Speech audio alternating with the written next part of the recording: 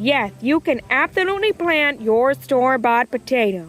If you bought a sack of potatoes and you forgot about them and now they all look like this, then yes, these are absolutely perfect for planting. All you gotta do is cut off the eye, just like this, leaving a little bit of potato on each one. Next, you're gonna want to dig a trench like the one you see right here. Then place your eyes in the bottom of the trench, cut side down, and then cover them with a little bit of dirt.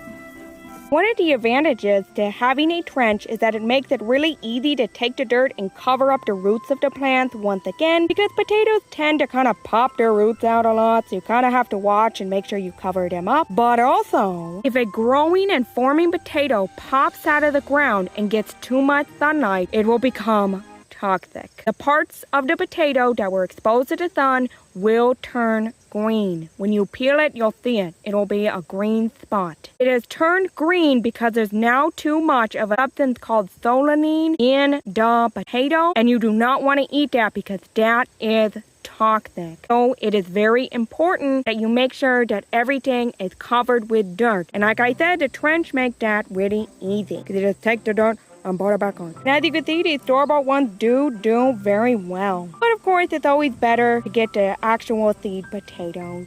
I hope you found this potato video helpful, but now it's time to say goodbye. Bye-bye, bye-bye, bye-bye, bye-bye, bye-bye, bye-bye, goodbye. Always remember to be happy. I'm buzzing away. Wait a minute, look at this. There's a sweat bee on my spoon. Get off my spoon. Let's go with Ozzie Kwee the Bee and learn some gardening. Plants, flowers, it doesn't matter, we'll get better. It's only the beginning now, so let's sow our seeds and pluck the weeds and let the sun do the rest.